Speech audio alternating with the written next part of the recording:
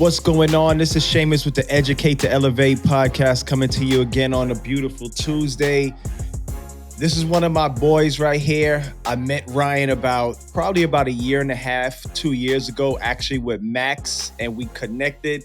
This is the guy I lean on to dispo my deals. We're going to do a lot of big things. My boy right here, Ryan Overcash, tell everybody where you're from, tell everybody what you do. Thank you for taking the time out to come on the show. Yes, absolutely. Shamus, appreciate it, man. The man, the myth, the legend, Shamus Goss. But no, man, I've been hearing about you for a minute, Shamus. Obviously, once we connected, as you said, it was an instant connection. Our whole group is instant connection. We vibe really, really well with each other. But anyways, man, to answer your question, I am from Arizona, originally Kingman, Arizona, a.k.a. K-Town, Arizona. If you're from there, you know what I'm talking about. For all of the rest of you, don't worry about it. It's all good.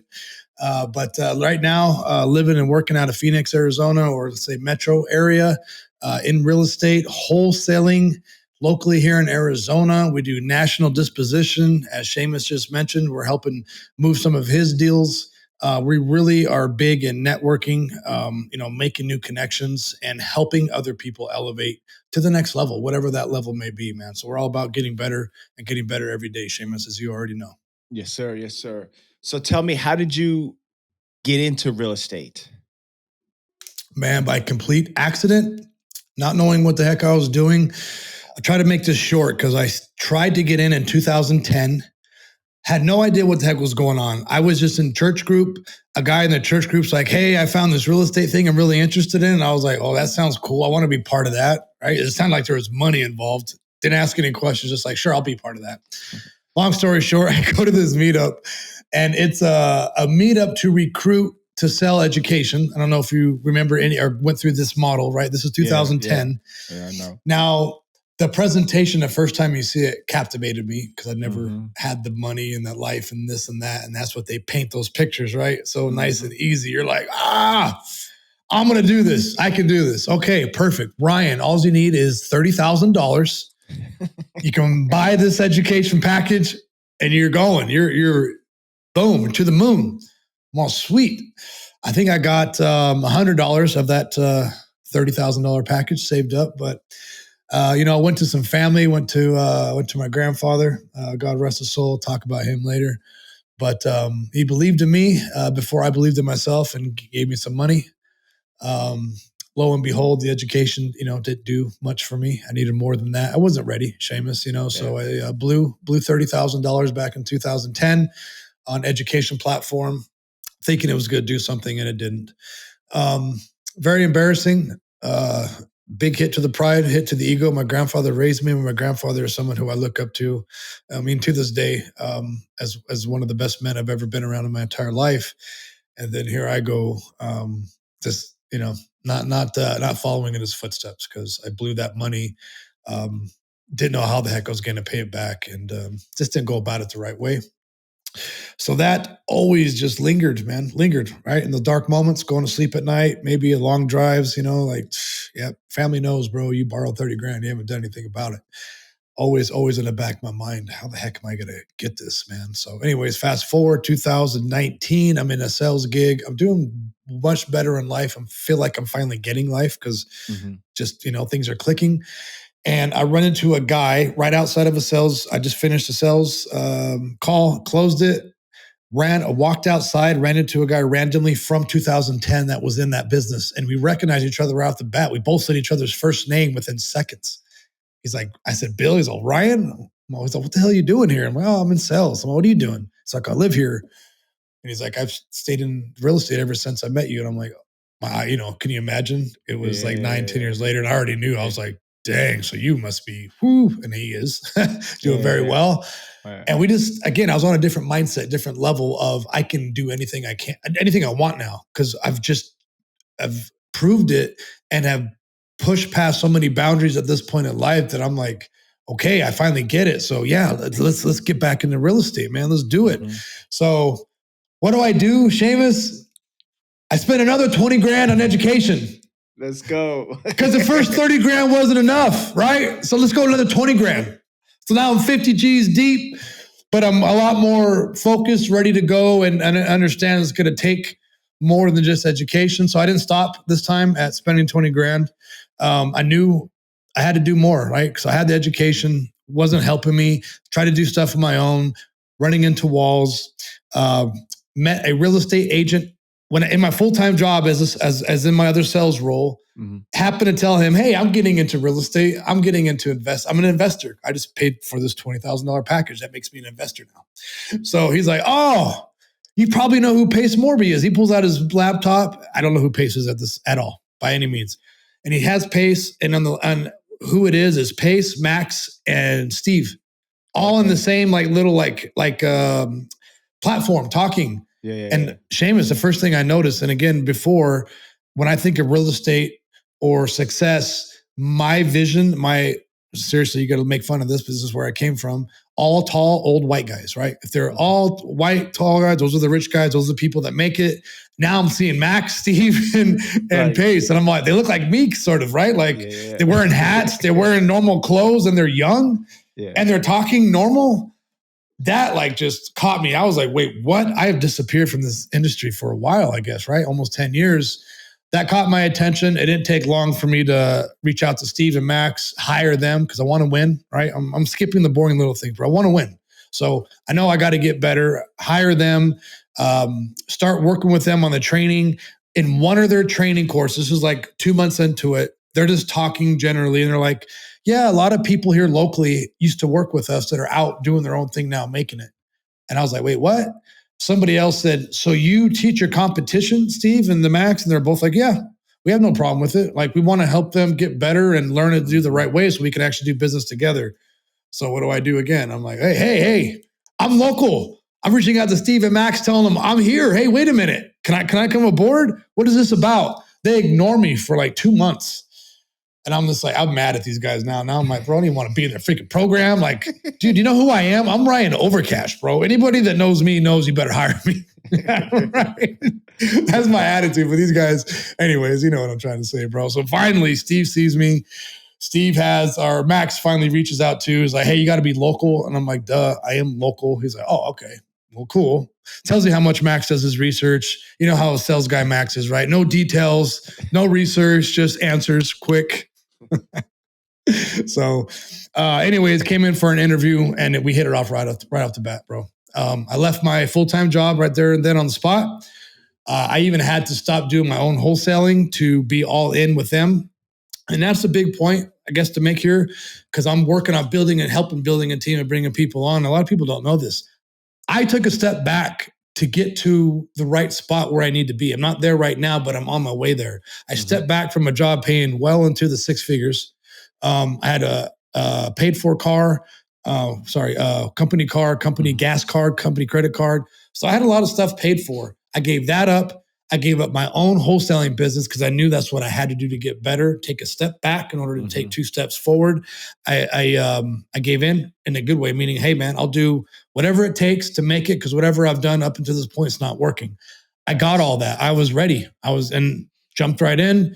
And that's how I got back into real estate, man. That was the start of me getting back in with Max Jimenez and obviously Steve Trang, and it's history ever since, bro. Well, that's interesting. And one thing I hope this helps you a little bit, what you said about your grandfather. When you borrowed that money, you borrowed it with intent to change your family and to change everything. So don't let that weigh on your shoulders, because I have something similar with my sister that loaned me money and I didn't get a chance to pay her back in another business, and I felt that way. But how I sleep at night is I know that, hey, my intent was to borrow that money to get that business off the floor and to help everybody that I love, right? So I hope that gives you a little bit of more controlling, because if you do something with ill intent, yeah, then you can't sleep with it. Like, oh, I took my grandfather's money and I spent it. I didn't do what I said I was going to do. But when you're like, bro, I dumped it into education. I tried my hardest. You tried your hardest. So give yourself a pat on the back for even taking the second and third shot, because mine was 4. I had to take 4 shots to come back, bro. And every time I had to take another step, what I kept telling myself is the payoff must be much bigger than I expected. Ooh. It has to be much bigger, because everybody else, I'm seeing people starting out and getting there, And I'm like, damn, man, like, what am I doing wrong? Like, what am I doing wrong? And then I put it all together and was like, you know what? It's like exactly what you said. So like the last couple of months, I had to take a step back because when I started out in the beginning of the year, when I relaunched, bro, I was $150,000 in before I even closed anything. And I'm like, yo, what am I doing? You know, but I knew Yeah. that what I was planning and what I had set up wasn't gonna fail, you know, so I had to be patient Yeah. on that. But it's hard to come back at something several times, bro. It's like that chick that you ask out on the third time, she just says no, and you take the damn shake and you throw it at her. Like, I ain't asking you no more, bro. Yeah. But you know, it's crazy how you keep, you know, you come back. So what do you think was so for you to be so persistent on, because a lot of people, once you invest a certain amount of money and you lose it, they're like, I'm out. Just saying, I ain't. But I call myself a smart dummy. I call myself a smart dummy. I come back 3 or 4 times to get smacked in the face again. What do you think Mhm. is that underlying obligation that you have that keeps you coming back again? Love that, man. That's a very, very good question. It's taken a long time for me to be able to answer that. Like I feel like I have a good answer finally now, as opposed to like before. But real quick, first of all, this is the power of again friendship, of homies, of love. Is like, look how you were able to shift my perspective based off of your experience to help me absorb that a little bit better. Because that's the first time anybody has ever said something like that, right? Because I've told the story a few times, man. That's the first time you said it, and that spoke to me, and I love you for that, Shamus, because I really do appreciate that, because it was the intent, and that's a really good way of looking at it. So again, love the mind shift, right? It's all it takes is a little bit of a mind shift. The man, now to get back to your answer of why did that not knock me down or keep me quitting? I believe this is what I truly believe this is my real answer is the pain. Okay, Mhm. it is painful. No, life is painful. A lot of different things are painful. And I think you've heard other people say this in other ways, but what's the least painful? What's like everything sucks. So what's the least amount of suck there is? Right. And so I could have tried to do the real estate, 30 grand, take the money, and then quit right there. Bro, I don't even know if I'd still be here if that's the real reason how I live my life. Yeah. Do you understand what I'm trying to say, man? Mhm. Like I don't even know if I'd be here if that's how I live my life, where I was okay to take that money and just be like, oh, well, I'm not going Mhm. to try that again. That was that. No, dude, the pain of the embarrassment of not paying back my grandfather, not persevering, not winning. I hate losing. Yeah. And if I'm going to lose, bro, I'm going to go down with everything that I got, Yeah. dude. Yeah. And then maybe I'll be okay with losing, but still, that's still a shot that I'm probably not going to be okay with it, bro. It's just how I'm wired. I thank God all the time. I used to get mad at God, Shamus. I used to be like, why didn't you make me X, Y, or Z? Then I started figuring myself out, and I'm like, bro, thank you, God, because the perseverance and just the aggression that I have inside me to go after stuff that I want to get, bro. Like, I don't see that in a lot of people. So that's where I say, you know what? Thank you, God, for making me, because I see where my talent lies, and that's where it is, man. I don't want the pain, Shamus. There, Yeah. there's. I think of the triple beam dream, right? Mhm. The freaking scale. Mhm. Which one's worse, right? Yeah. And that's how I make my decision. This pain is less pain. I'm going this route. Yeah, that's beautiful because I'm gonna tell you why. About 6 months ago, I was at an event and I got invited to come to this mastermind. And mind you, 2 or 3 years prior to this, there was a picture that my boy posted, and I said, "Man, I need to get in that room." This is when I was first starting with wholesaling. All the big hitters. I'm like, bro, I just need these guys in my speed dial. I just need to be able to talk to these guys. Fast forward 3 years later, I'm in a mastermind with them. And I'm sitting there and I'm just like, first of all, I'm like starstruck. And I don't get starstruck. I came up out of the Mhm. music industry. I know Hove and all Yeah, these you're dudes. right. Yeah. But I think it was more so of I seen that picture and then I visualized it. And then I seen myself in the picture. I'm like, I'm here. I'm here. So they invited me back the next day. We went out. They was eating at a restaurant. I come in and they're like, "Hey, we was just talking about you." And in my mind, I'm like, "Talking about me?" I'm like, so I'm sitting there and I'm saying to myself, you don't even deserve to be in this room. Like these are guys talking about $1 billion funds. You don't deserve to be in this room. And then what I realized was I looked at my level of success from a standpoint of who got more money. He got more money than me, so he must be more He successful. must be.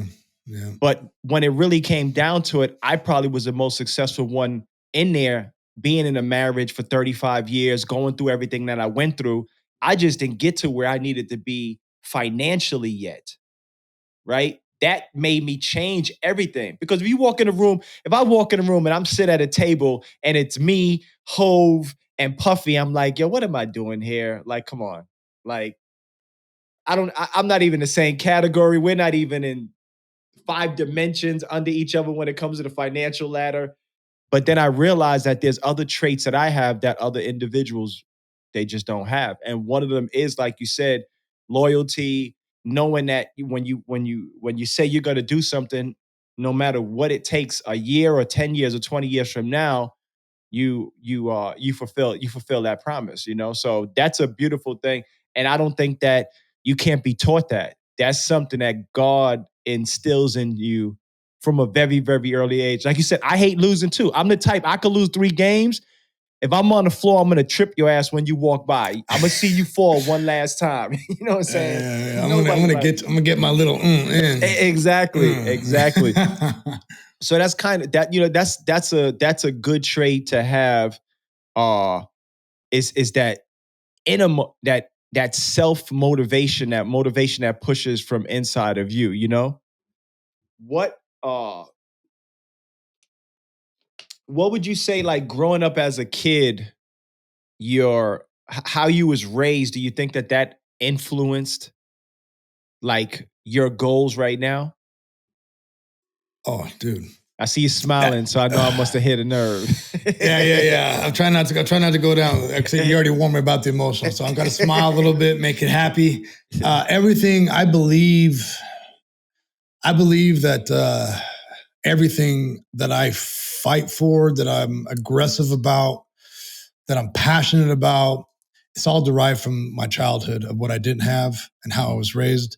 I think a lot of us, Shamus, and I think you and I have already talked a little bit about this, but a lot of us in this industry, or at least entrepreneur-wise, should say, man, we go through some tough stuff in life, and I think that's what helps us get to where we got to be. Because I hear it from a lot of people, bro. But I grew up poor as heck, bro. Poor out of all my friends, poor out of the family, aggressive family, violent family, in and out of jail. I came from a small town where a lot of people, like everybody knew my uncles, like my uncles and my dad, like that was the Mexican side. I'll just say it. I don't want to say any names on here, man. A lot of people that know me. Then I have the white side. Yeah. But I had so as a kid growing up, like let's just say, like for instance, this always came up. If I ever had a girlfriend, forget about it, bro. They're like, oh, that's so and so's. Oh, he's related to them. Oh, not gonna happen. Wow. Right? Like just not gonna happen, bro. Yeah. So I had a lot of that, younger growing up, had to come out of that. When I was really, really young, I was all about it. I wanted to be like my uncles. That's why I'm all tatted. My uncles had tats. My uncles had beards. They were in and out of trouble, you know what I mean? And like I looked up to them. Those are the guys. And then I got to an age, kind of to fast forward a little bit, of where I started to figure out that wasn't working for me, man, at all. And I switched back over to the other side. I did, brother. I did, and I'm not gonna be afraid to admit it, man. That's what I ended up doing, bro. I was like, all right, I see where I got to do, where I got to get to, and I still made some mistakes here and there, bro. But again, to go back to where you're at, bro, I guess I was aware enough as a kid. A lot of people say, hey, I didn't know I was poor. I knew I was poor because people told me I was poor pretty quick. And then I could see what other people had versus what I had, how I lived versus how they lived. And I hated it. I was so aware of it. I absolutely despised it and hated it. I didn't like my parents growing up. We have a good relationship now, but I didn't like them growing up. Like so I'm moving around here, man. Like, sorry, mom, dad, I love you now. But we had some moments, growing up, and I was mad at them. I was angry as a kid, and you're angry because you don't understand.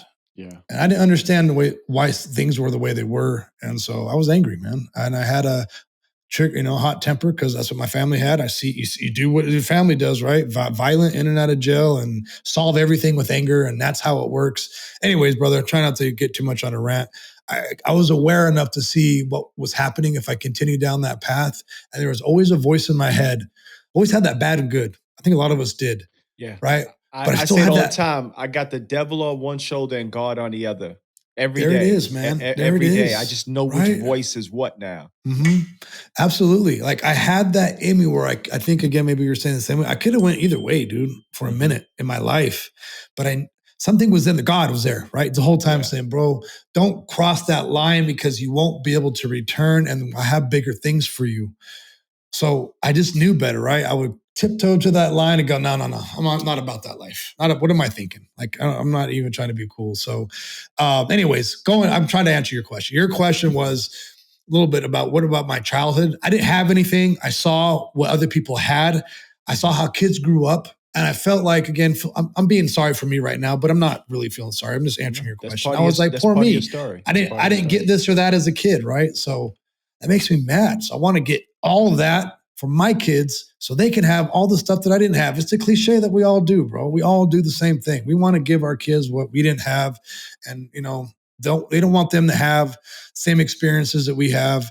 And then now check this out. Here's a whole nother thing. Very blessed to have my kids, and I'm very blessed. I'm happy that I raised them the way I did. Soft. Excuse me when I say that. Like I'm happy, but now I'm getting the reverse part as they get older of raising them too soft, right? You can't get it right. Raise them too hard like they raised me, then something happens. I raise them too soft, and then something else happens. So anyway, it's always trying to get that combination right. You hear that cliche, and I think this is how it goes. It says, tough men create easy times. Easy times create weak people. Weak people create hard times, and hard times create weak people. And that's the truth. Yes. It's the God's honest truth. You'll have that one person that comes in, he's disciplined enough, he makes it easier for his kids, and then his kids are out in the world like, oh, Dad, what do I do? They shot at me. Well, shoot back. That's what you got to do, right? But that's the truth. But I'm going to tell you something that's funny, similar to what you said. And I think I spoke to you about this. I found out recently that I have 9 other brothers and sisters that I never met. Right? Never met. That was amazing too to hear that story, brother. Right? Really cool. 4 of my brothers are dead. I'm hearing the stories about them, and bro, it's emotion. It's a movie. It's a movie on what my brothers did. My one brother, Bucci, was murdered and threw off the roof in Harlem, and he was extorting like big time drug dealers. So when I'm hearing these stories now, I'm like, even though we had different mothers and fathers, we was in the Bronx. I was going through the same thing on that side of the Bronx, and you was going through the same thing on that side of the Bronx. I see my first body at 8 years old. I see somebody get killed at 8 years old. And for me, it was normal. I'm like, oh, he got shot. Step over and don't get blood on your sneakers. Right? But as you grow up, what we do is we see everything that happened to us, and all we want to try to do is the opposite. What changed me, when you say about the Mexican and the white side, is my sister. I got kicked out of the 7th grade with a firearm, and she took me to upstate New York. Upstate New York, it was my sister and her husband, so 2 parents instead of 1. I was raised by my mother. And I go to school, I got white kids, Chinese kids, Indian kids. The only time we had white people in the Bronx, they was BCW coming to take your kid. It was the police. And my mother was the only white lady in the hood that carried a 25 and drank 40s, right? So seeing my sister and seeing that side was pivotal and changed everything. I'm like, okay, this is how my family should be raised, right? And I'm the only one that did a little bit of college, got my own business. Out of all of the 13 of us, I'm the youngest. I'm the youngest out of 13. And my sister told me something 2 years ago, and I was telling my wife, I'm like, man, why didn't she tell me this earlier? She said, mom didn't want to have you. I'm like, what are you talking about? She was like, we was on our way to get an abortion and I stopped her. She didn't want to have you. I was like, so my wife was like, that's something you don't tell somebody. I said, but what that did for me, that told me that the devil was on my ass since birth. You didn't want me in here. You didn't want me to come in this world. So you're on my ass since birth. So now I'll put my gasoline jacket on and I'm going down to hell. I'm gonna meet you there. That's what I'm gonna do. You know what I'm saying? Damn. But to have, those pivotal points in your life, like if you wouldn't have grew up how you grew up, not having nothing, you would be a completely different person. And I had told that to my brother, my brother that we just started talking. I said, if any other woman, any other man would have had us, we would have had different DNA. We wouldn't have been who we are. So it had to be those two individuals to make us who we are. So I understand what you say about growing up, not having it, and being mad, because I used to be mad at my parents too. Like, damn, why couldn't y'all leave me with some money? Instead, I got roaches in the cereal box and there's no milk. And like, why? And then what I realized was nobody did nothing for them. Their parents didn't do nothing for them. They didn't leave nothing for them. They didn't tell them, hey, you're Ryan's mother and father. You got to be an entrepreneur because he's going to be an entrepreneur. They don't know. They didn't know nothing. So they Right. just did what their parents taught them. And that was get a 9 to 5 and work until you get old and you run out of money. That's what America is taught, So it's those things that you see happen that shape that perspective for you. And your kids probably look at you completely different. I tell my sons all the time, man, if I was in school, I'd be eating your lunch every day. Oh, They're like, yeah, yeah, dude. right. I'm like, dude, Oh. I should have been under the jail. Trust me when I tell you. They should have put me under it. Through the grace of God, dude. I was able to get through. So like now, how old are your kids? So I got two daughters. Just to speak to your part, it's more of you're lucky I'm not going to school with your boyfriends because they would be in some serious trouble right now. These kids are such sissies and such. Oh my gosh, dude. And then my daughters tell me what they say and do, and I'm just like, please stop telling me because I'm thinking less and less of these people. Yeah, exactly. So, our daughter, she's the second oldest. I used to tell her as a child, "Hey, you're my little soldier," and I didn't mean it literally. And she went and became. She went to the military, bro. I was like, I didn't mean it literally, but she did like 6.5 years in there. So where do you see yourself in 5 years? Yeah, man, that's a hard question to answer for forever. I feel like until very recently, and you still never know, right? Like this is an answer that you really don't know, but where I'm headed and what I like doing is I like helping people, brother. Everyone says that. I get that. I totally get that. But there is a little bit of a niche that I have somehow found, and it's just me being me, talking about my experience, my experiences, how I get through life, the tools that I've used. And you and I both, you will definitely understand when I say this. And I say this to a lot of people around here, but they don't again understand. There's certain people that I speak to that will listen to me, right? Certain people that you speak to that will listen to you. Whereas if I brought somebody else in, they would look at him and be like, just like you said, you never seen a white guy in your neighborhood, in your hood, unless it was there to take away kids or it was the police, right? You know what I'm saying? So same type of thing. There's people that I relate to and that reach out to me, for certain reasons, but I have gotten to a point where I can actually provide value. So long-winded answer, man, some sort of a coach, some sort of a mentor for younger people. I love that. I love helping people get to a better place. I love helping people believe in themselves, because I told you this earlier, multiple people had to help me believe in me. I wasn't one of those guys that, as weird as it sounds, I wish I could say cool. Yeah, I knew what I wanted to do right out of birth, and I knew I was going to make it, and there was nothing that to get in my way. I read those stories. I'm like, cool. That must have been nice, but no, that wasn't really my life. So anyways, man, I want to be able to help people get past a place where they think they're stuck, because people help me get past that place. So, and to continue, I'm not trying to say, hey, I'm completely out of real estate. I feel like that's why I'm in real estate. Real estate's helping me build that platform, build the skills, get the experience to continue to help more and more people and expose me to things that I don't even know about yet. Because again, like, Shamus, we meet some really amazing people in this industry, people who have done bigger, better, greater things. And then they tell their story and it's like, hey, how can I get involved? Right. I want to get involved. I want to do the same thing, maybe on my type of platform.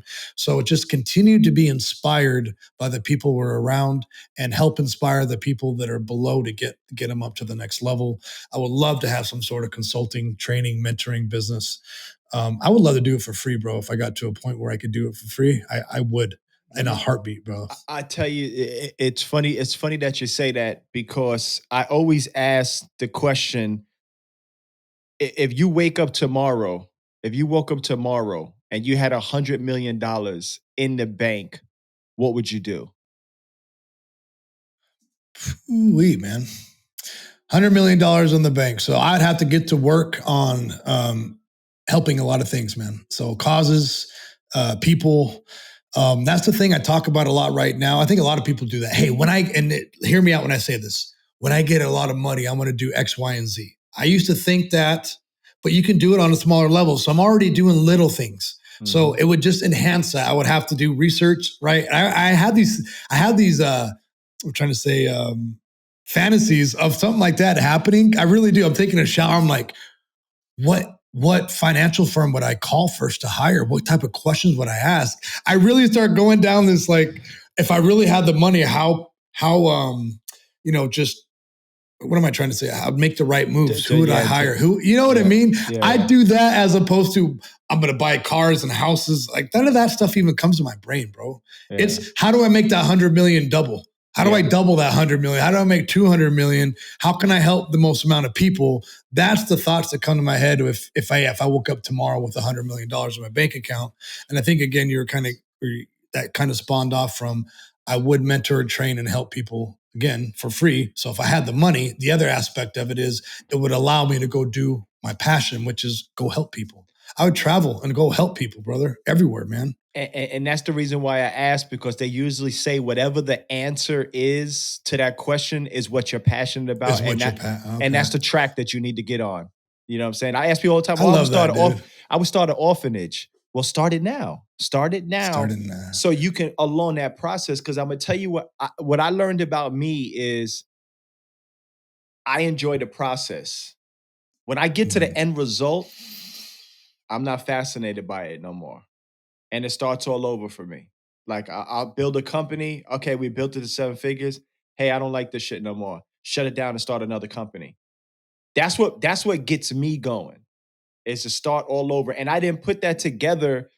And the reason why I'm saying this is because what I realized that I'm passionate about, that I get the most joy from, is helping somebody achieve their goals. Whether it's like, if you want to get your first deal, helping them get their first deal. If you want to dispo your first deal, helping you dispo your first deal. But that's what I see the joy in, for them to be like, yo, Ryan wanted me to help him with this. I coached him. He got his first deal. He's doing 100 million. That's what I enjoy. Yes, and I didn't realize that up until a couple of years ago. I'm like, why do I keep setting these goals and get there, and then I'm just tired of this shit? I don't even want it no more. You know? So that's why I asked that question, because that's what you need to work on. Yeah. And it's exactly what you said. You can do little. Like by you doing this podcast and getting on your lives and sharing stuff, you'd be surprised how many people that you're impacting. Right? Sometimes I look at your videos and I'm like, damn, I didn't even think about that shit. That was a gem for me. Nice, I got a gem. I got a gem. You know what I'm saying? So you are. It may not look like it because you don't got 50 million people following you, but it takes that one person to follow that one person to tell. And that's how you get that trickle effect. And that's what I'm in it for, is to build a community, because I know that there's so many people like us, tatted up and everything. Mm-hmm. And if you notice this, we've been on here for 34 minutes. We haven't talked about real estate yet. And I'm going to tell you why. I'm going to tell you why. Huh? I'm going to tell you why. Because when they see us, they already see the successful part. Oh, these guys are doing deals, they're doing shows, they're on stage and everything, but they're not there. They're where we started at. Yep. They're where we started at, meaning they don't have nobody believes in them, they don't have money. So by us talking about that first, that's more ammo than us saying, okay, what's your KPIs for dispoing a deal? they're like, okay, cool, but shit, I got to get the confidence and the money to just get up and say, this is what I want to do. So that's why I kind of talk about how you came up from, your perspective, your point of view, and things like that. Because there's, you know what they say, it takes 10 years to become an overnight success, right? Like people are seeing me now and they're like, man, you just came out of nowhere. I'm like, man, look back at 2017 to 2018 when I was at Freedom. I'm like, I didn't come from nowhere. You know, I took my time and I built it, but that's where I started learning. And I tell my wife this all the time, yo, I love my friends that I have in real estate. Yes. Because there's nothing like, yo, I'm never in a conversation like, Ryan, you got to think bigger. It's like everybody is like, yo, we got to get to 1 billion. We got to get to 100 million. We got to build this out. I don't mind having conversations with individuals like that all day. It's when I start having conversations about shit that I'm not interested in and I don't want to talk about no more. That's why, you know what I'm saying? Yes, but yes. It's a beautiful thing. You know, you ask great questions, man. You have good perspective. So I love how we're rolling there. Appreciate it. So now let's talk about real estate. Since everybody everybody knows the story, they know where Ryan came from and everything. So you're on the dispo end. What are you seeing right now? Because this is something that we're talking about too. Because, and this is why I said I'm seeing more and more individuals just tap out. They're tapping out right now. Right. And I understand it. I'm at a point where I'm like, I got to stabilize this because I'm in the red over here and I got to get in the green over here. But when I get in a situation similar to this, I always take a step back and pace myself. So what do you see right now in the industry on the disposition side? Tough, man. Super, super tough. And like you said, people are dropping like flies.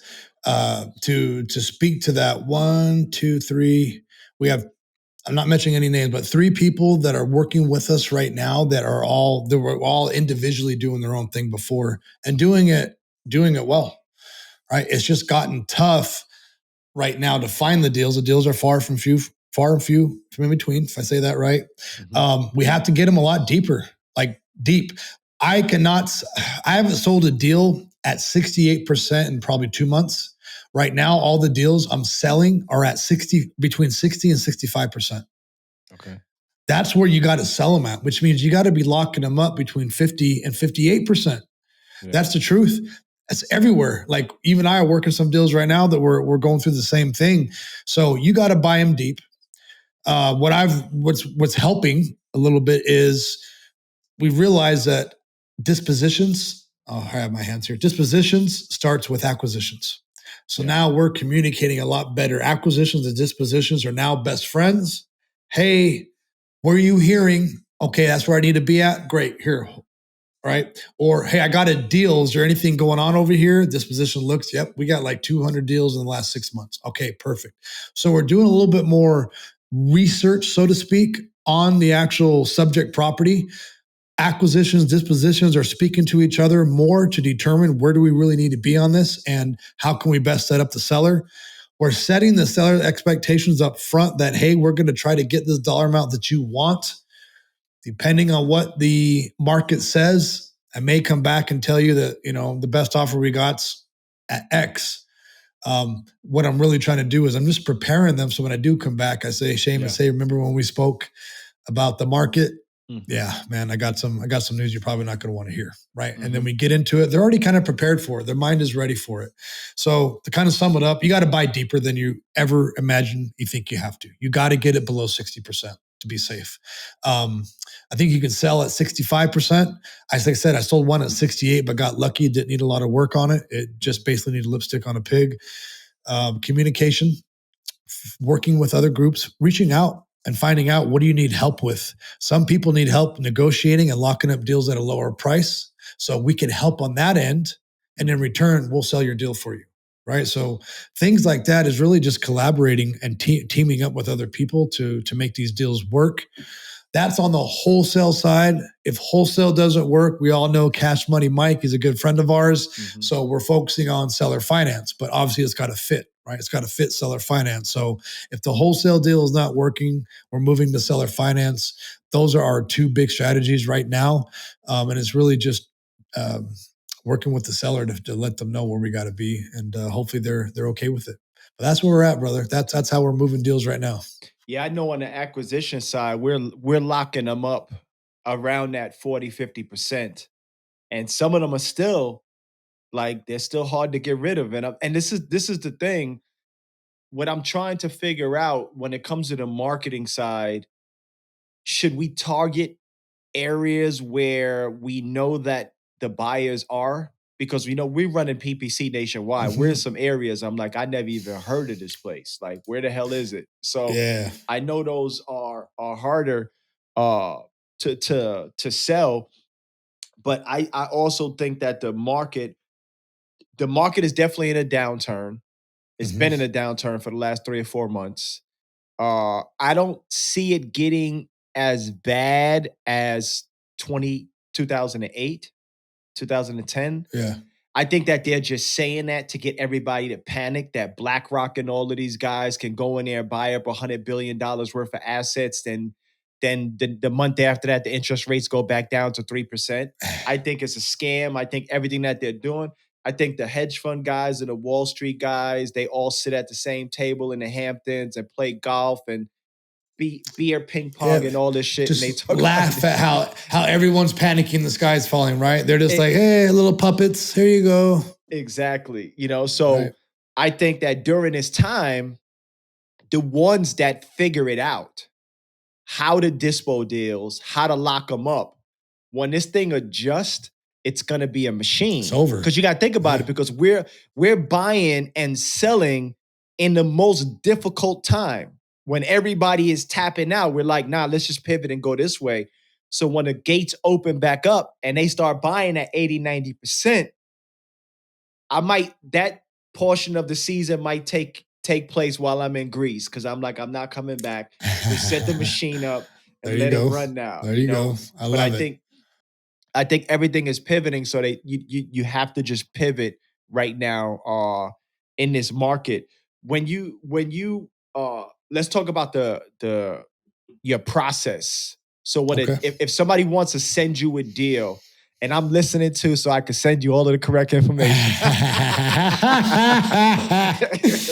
When somebody sends you a deal, what do you need from them? Like, what do you expect from them?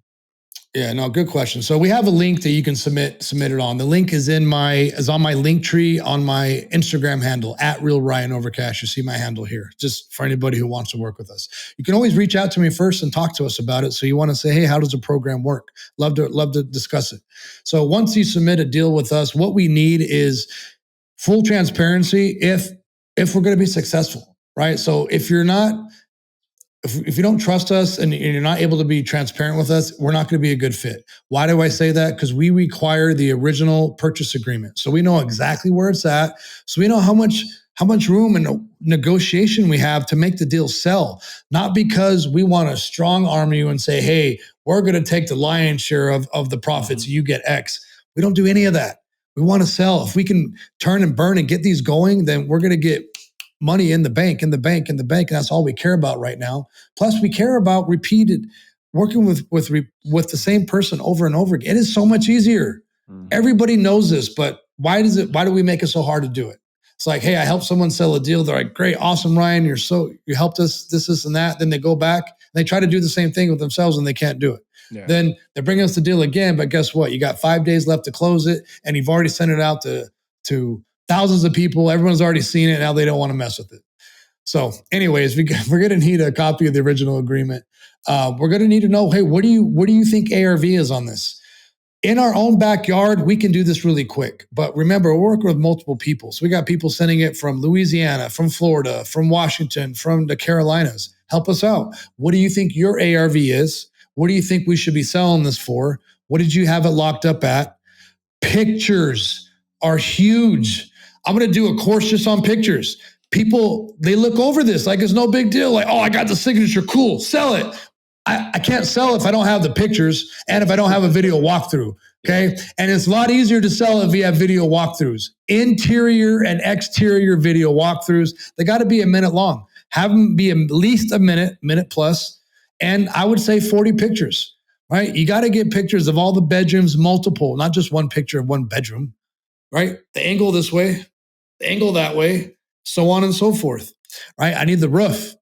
I need to know what the HVAC looks like. I need to know how old the roof is, how old the HVAC is. Why every buyer asks me, Ryan, what's the big issues? Tell me about the roof. Tell me about the HVAC.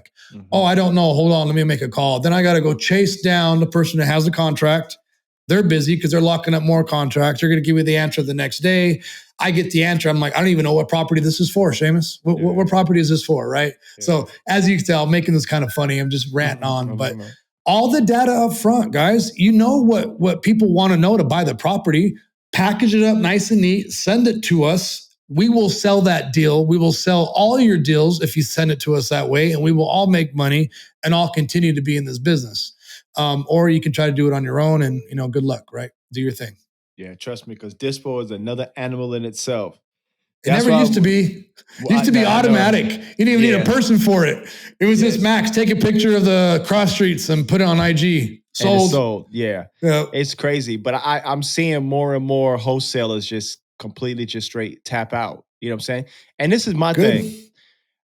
I want to help people. I want to help individuals. I want to help homeowners. I don't want a huge team. You're not coming in my office and there's 45 people there screaming kumbaya and all that shit. It's just not, it's me. It's a couple of people. I'm not going to lean. I'm going to have confidence that you're going to do what you're supposed to do, but I'm okay with partners and allies in areas that I don't want to have nothing to do with it. It's hard enough to lock the deal up. I don't want to have to sell the shit too. I used to have to do that in my uniform company. I used to have to sell a deal, print it, and then deliver it. I'm like, by the time I deliver it, I don't even want to see you no more. So I know exactly what you mean by that. It's definitely a process. So I think that right now, if you're new to wholesaling, you definitely got to spend this next 12 to 24 months acquiring new skill sets, especially on the negotiation side. Right? To be able to lock 100%. These deals up, because some of the deals I lock up at 30, 40%, but I got to go through all type of NLP, persuasion, and everything. I'm sending them data and reports on why their house is going down. I'm doing a bunch of extra stuff. You know what I'm saying? But that's the key right now. Where do you see the industry in 12 months? Better than where it's at right now. Not like way like how we just used to be. I'm going to say we're starting to pull out of this mess. We're pulling out of the mess we're in right now in 12 months. Yeah. And it's crazy because if you think about how everything just went left field, we would have never thought no, not at all. And I honestly don't know. I mean, I don't have any degree, skill set, so to speak, right, that's justifying my answer. This is just me speaking from the gut, based off my 43 years of life, how long it's already been doing what it's doing right now. So another year, I say in a year, I'm being positive. Another year, we're starting to pull out of this. Again, it's not prosperity season, but we're also not in the Great Depression either. So facts. We're going to be in a better spot than we are right now, man. Are you a big reader? I am now. I never used to read a book. Shamus, see how you get me all excited? I'm big on this. Like, I even compete on this. I read a minimum of 30 minutes a day, every day, 7 days a week. Okay. I read because I want to make myself smarter. I suck at reading. I never read a book cover to cover until I got in this industry. Until I started working on self-development. Sorry, that was about 2017. Same here. And now I'm a book nerd. Now I'm like, oh, you suck. You don't read books. What's wrong with you? I'm like all tough. But no, just kidding. But no, it's funny. That's exactly what me. I didn't pick up a book from 17 years old until I hit 44. I'm like, man, I'm a hustler. I don't need to read no damn book. I used to make fun of people who read books. Exactly. I'm like, look at this nerd. Look at this goofball over there reading. You know what I'm saying?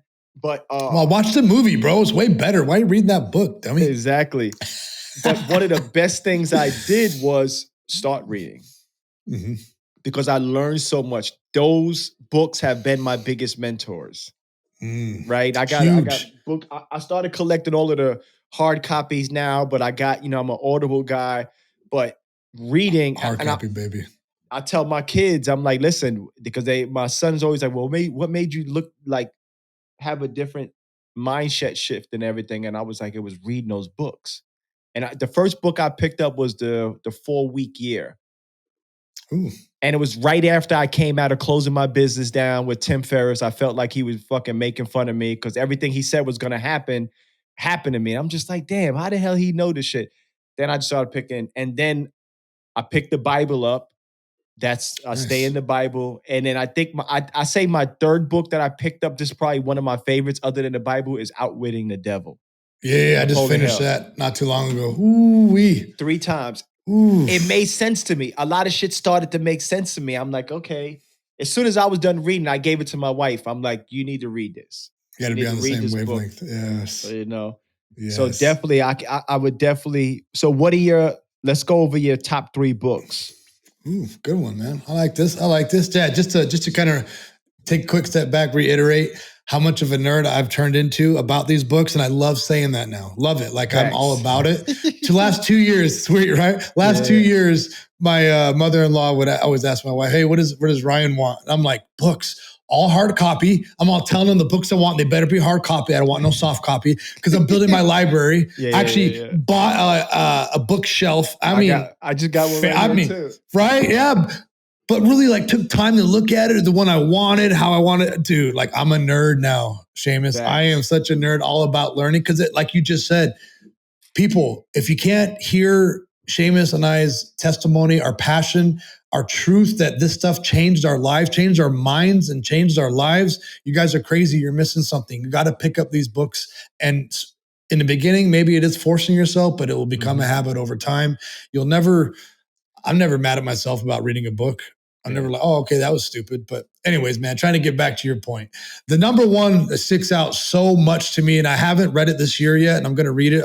It's got so much to keep up on with what we're doing right now with the team, building a sales team. But Winning by Tim Grover. Oh my gosh, that book. I was mad when it was over. I wanted to call Tim and say, I need more. I need volume 2, continue. That book, holy smokes, man. That book spoke to me like nobody's business. That was my favorite book. Okay. So that's number 1. Number 2 is a book that actually really got me started. Okay. Now he's changed. This guy has changed a little bit. Right. But back when he started, he spoke a little bit more to me, and I'm not hating or disagreeing with him, but a lot of people give him hate. But Sell or Be Sold by Grant Cardone. Yeah. That book changed my life. It was Audible I first listened to, and I had a really good sales coach. So I was getting coached by my sales coach, and then listening to Grant Cardone in a car, I was like, oh man, that really helped me believe in myself. That helped me learn a lot of things. The big thing that stuck out about that book was, again, where I came from, when he mentioned middle-class mindset. Do you remember him when he talked about that? Nothing to do with the money, but it had to do with middle-class mindset. That smacked me in the face, dude. Ooh, so bad, because I knew what he meant, and I got out of that mindset. Yeah. Okay, number 3. Sorry, bro. Just about took everything out. Cliche, I get it. My answer is going to be cliche. You already said it, but I got in trouble. Got locked up for a little bit, and I read the Bible. Started reading the Bible from front to back, and that made a very, very, very big impact in my life. I'm around, as you know, Max Jimenez every day. I call him Jesus because he knows the scriptures, he knows the Bible, and he helps me quite a bit, dude. So that's good. Yeah, those are my top 3. But he's an amazing person, man. I wouldn't be here without him. I just started my discipleship on Sunday. Yeah, so I started my discipleship. Yes. And this is funny. So I got sleep apnea, right? Okay. So I have to get heavily medicated to go to sleep, right? Liquid magnesium, CBD gummies. I'm on all type of CBD, Delta 8, everything, right? The average person would be sleeping for 4 days, but I'll get up in a coma. Yeah, and I'm up 6 hours, 5 hours later, 4 hours later, right? Sunday, I'm laying in my bed and I'm just like, man, I'm like, you're still high, you're tired, you don't want to go to church, you don't want to do that. And I was like, man, I'm just going to turn over. And I kid you not, Ryan, I felt something tap my foot twice. And I turned around and I looked because as soon as I laid down and I felt the tap, I thought my wife was playing around with me. That was God saying, "You better get up. You better get up and go." And I got out of the bed. I'm like, "I heard you." I got up and got out of the bed and got there, and I felt good about it. But that day, I wasn't Chills. gonna go. Tell you, I'm laying there and I'm feeling because I tapped and I'm like, I'm ready to tell my wife stop playing with my foot, and I'm just like, all right, okay. I'm getting up. I got it. I hear it, dude. I got it. Man, I love that. So I'm glad about the discipleship because I think that business, the best business book you can read is the Bible. It's the basic principles of the Bible. It's serving each other, serving our brothers and sisters. That's what the Bible is really about, right? And growing up, when you come from that middle class mindset, you have people saying things like money is the root to all evil and you can't get to heaven. If money is the root to all evil, then why did God bless his disciples with abundance? Like, why would you give Abraham and why would you give these people land and why? It's not. It's like I said, that's the mindset of a poor person. And some of the best business books I read, I got some I could share with you, is the biblical principles of business. It's from the Bible. One of my favorite guys that I watch, his name is Myron Golden. I don't know if you watch Myron. I'm looking him up. But I'm going to join his mentorship. He teaches business on the business principles. That's what it's about. This guy is smart. I'm talking about when you hear him talk, you're like, damn, Shamus is right. This guy is just smart. Yeah, he's super smart. But he's one of them, the first I was teaching on business principles, and he was like, the best book you can read is the Bible, because that's going to tell you the basic fundamentals of business.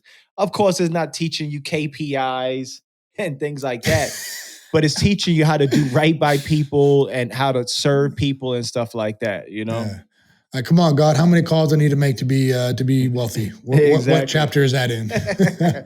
No, that's really awesome, man. That's a really good point to make, and I'm actually glad you pointed that out because that's a good reminder to everybody.